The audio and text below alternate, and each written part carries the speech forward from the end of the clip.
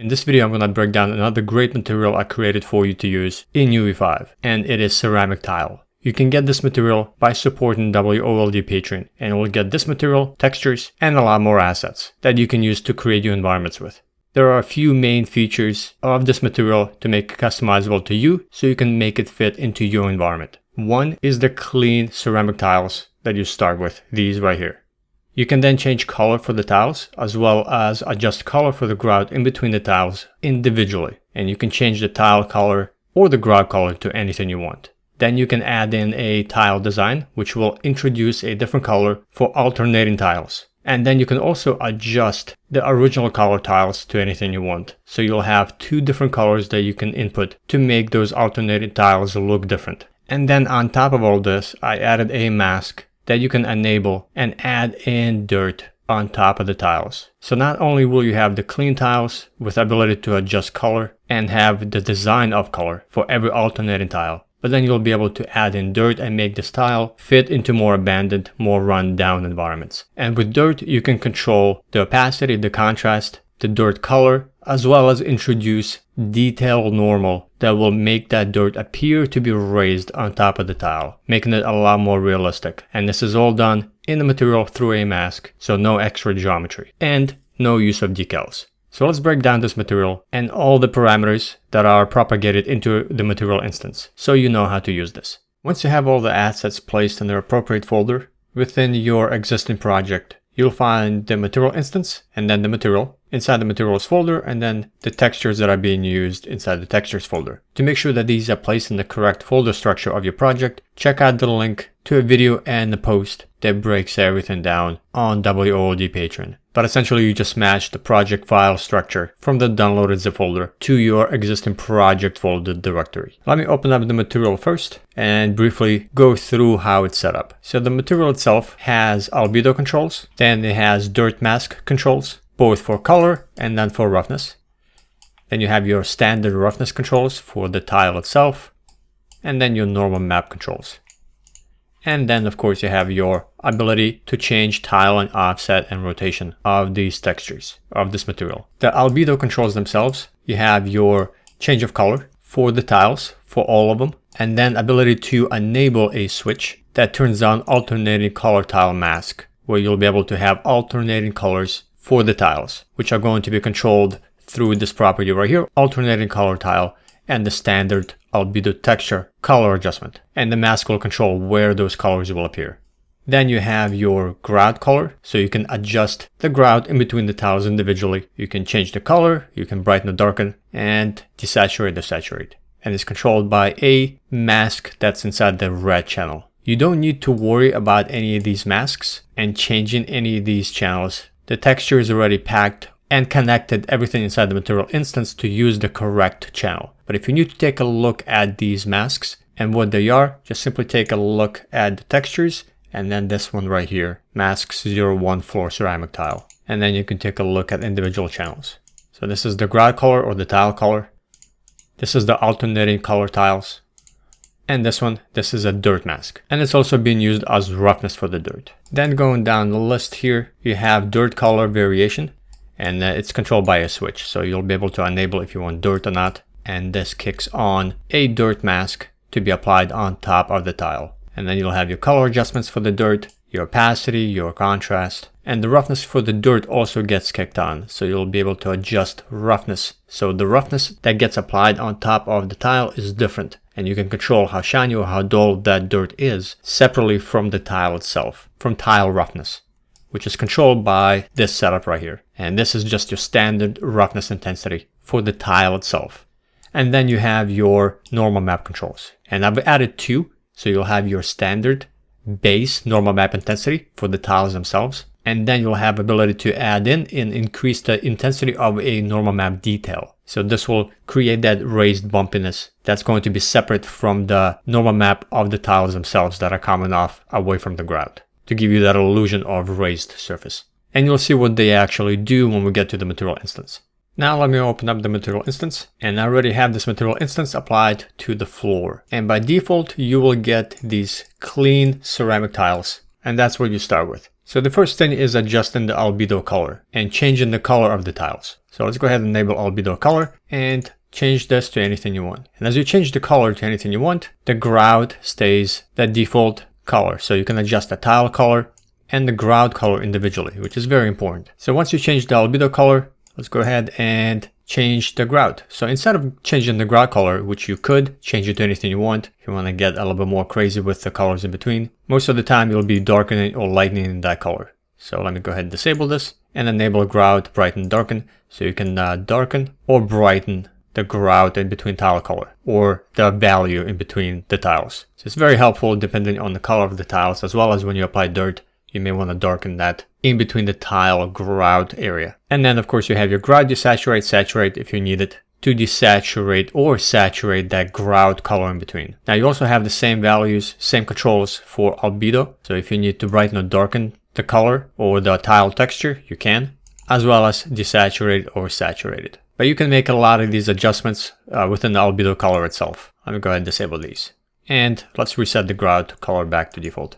Next is ability to add alternating design tile color. So right now you'll be able to only change and have this single color applied to every single tile. But if you want to have alternating tiles and have that checkered pattern material that everybody wants on their ceramic tiles, go ahead and enable alternating design tile and then turn it on.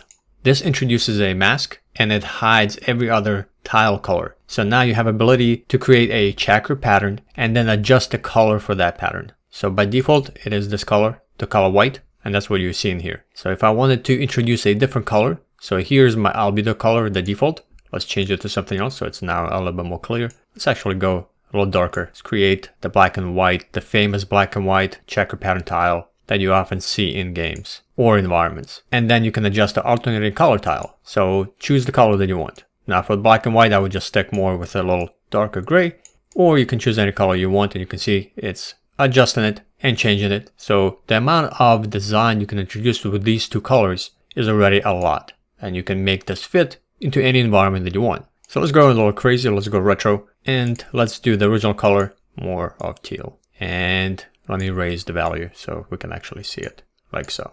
And let's increase the intensity, the saturation. So by enabling the alternating color tile, you have now two colors to choose from. Now this mask is already predefined, but if you know your way around the material and material editor, you could introduce your own mask and then just enable that mask to be a parameter that you can swap out to a different tile design to use. But by default, you only have this specific mask design that you can introduce. But it will give you enough to create a variety of different checker patterns. Let me go ahead and reset this back to white.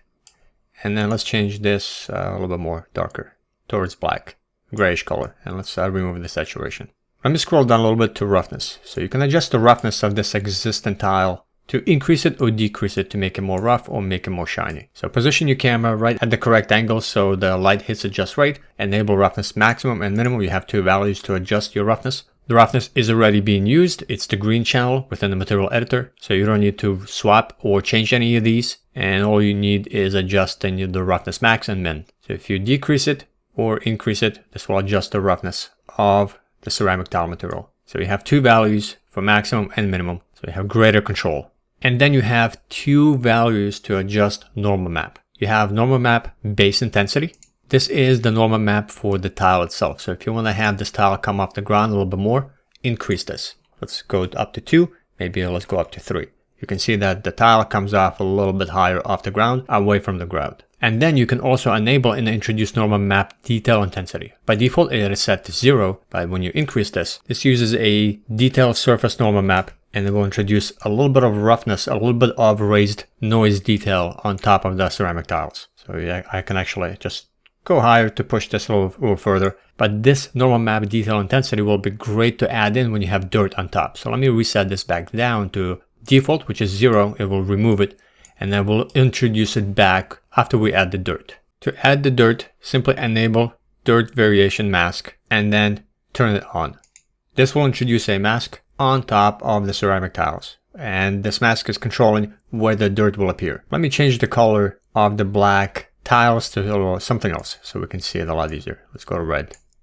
So with the mask dirt enabled, you will have a few more parameters to change, which control the mask for the dirt. You can change the dirt color variation.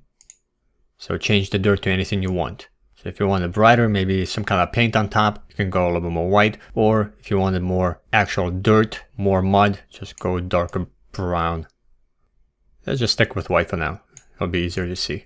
Then you have your dirt mask contrast and opacity. These two will control the amount of that mask, of that dirt mask that shows up. So you can push the contrast more or less to introduce more of a softer mask that gets applied to everything and actually creates a very cool effect to make the tiles more dirty. Or you can increase the contrast of that mask. And then you have your dirt mask opacity. And between these two values, you can really push the amount of that dirt that will appear on top.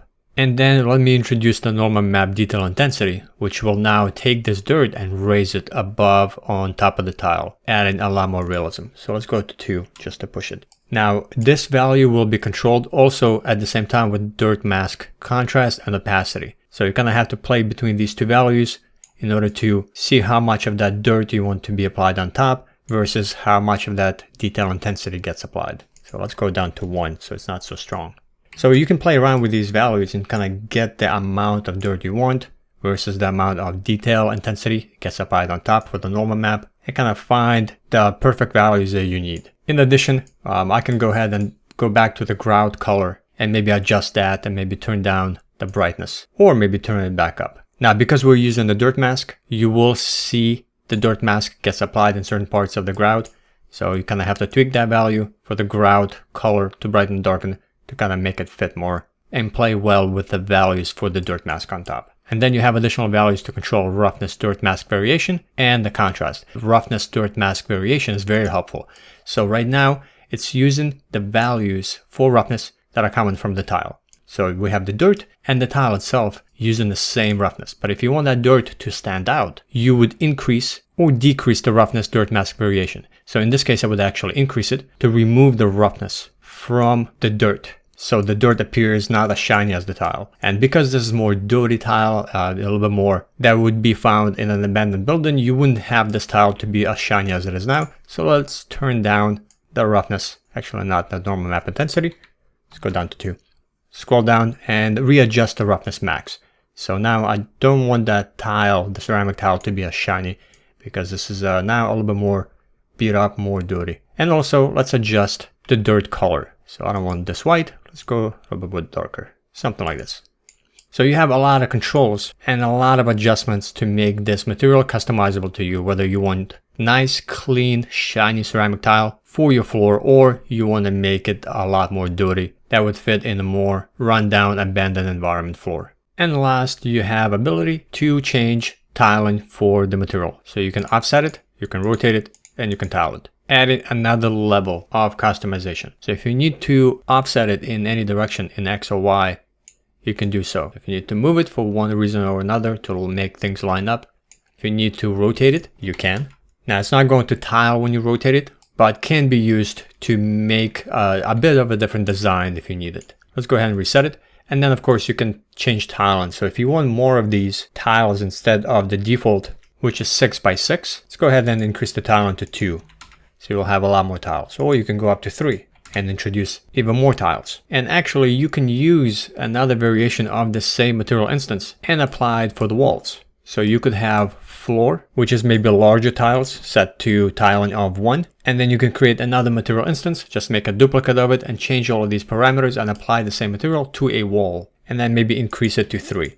So this way you will have the same material, but with different properties, different dimensions, different parameters readjusted to make this different and be applicable to a wall or even a ceiling. So the single material, you don't have to use it for the floor. You can use it for walls, you can use it for ceiling, and just make adjustments to make it fit the environment that you need. So I hope you enjoyed this material, use it, and I can't wait to see what you create with it.